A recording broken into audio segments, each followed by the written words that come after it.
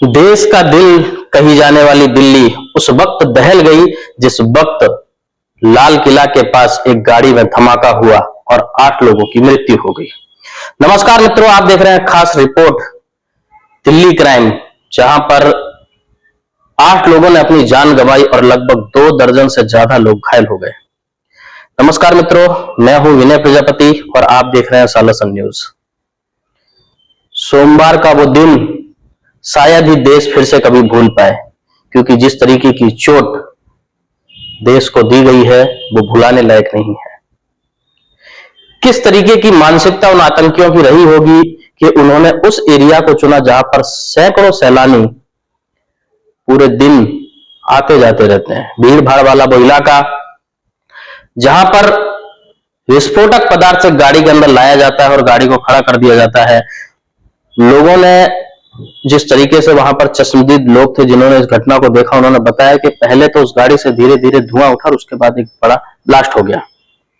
Police report के मुताबिक बताया गया लगभग 8 लोगों की जान चली गई और 24 से ज्यादा लोग अभी भी घायल हैं और अस्पताल में भर्ती हैं। जैसे इस घटना की जानकारी पुलिस प्रशासन को मिली, तुरंत पुलिस टीम और एनडीआरएफ की टीम मौके पर पहुंच गई, जगह को चारों तरफ से घेर लिया और जांच में जुट गई। लेकिन देखा जाए तो कुछ ही दिन पहले गुजरात के गांधीनगर में जिस तरीके से 3 आतंकियों को पकड़ा गया और उसके बाद ये घटना, कहीं ना कहीं देश में एक बहुत बड़ा साजिश रचा जा रहा है। देश को घायल करने की कोशिश की जा रही है। भारत माता के आंचल के ऊपर फिर से वार किया जा रहा है।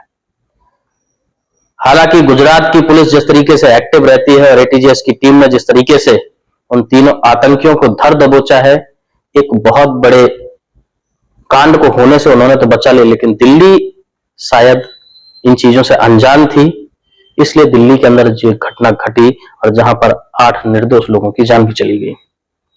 लगातार छानबीन चालू है, अभी तक कोई भी पुख्ता बयान सामने नहीं आया, लेकिन जिस तरीके से बताया जा रहा है कि जिस व्यक्ति ने ये शायद आतंकी हमला किया है उसका नाम उमर बताया जा रहा है, जो इससे पहले भी कई आतंकी घटनाओं में शामिल था, लेकिन अभी तक किसी भी तरीके की कोई भी पुष्टि नहीं की जा सकती है। जांच चालू है, लेकिन फिर से एक बार कहीं ना कहीं देश में इस तरीके की घटना देश को झकझोर देने वाली है, जनता के साथ खिलवाड़ कर देने वाली है। कहीं ना कहीं इस तरीके की घटनाएं लोगों के मन में डर पैदा कर देती हैं, उथल पुथल कर देती हैं। चारों तरफ लोग भाग दौड़ रहे हैं, लोग उस जगह को छोड़कर गांव की तरफ भागने लगे हैं, कोई अपने काम पर नहीं जा रहा है।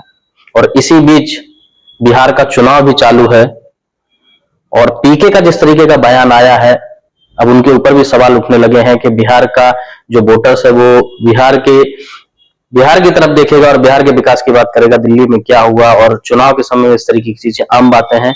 कहीं ना कहीं इस तरीके की बयानबाजी भी देश या देश की सुरक्षा के साथ एक मजाक जैसा होता है। पल पल की अपडेट इस खबर की हम आप तक पहुंचाते रहेंगे। आप जुड़े रहिए हमारे साथ और देखते रहिए सालासन न्यूज।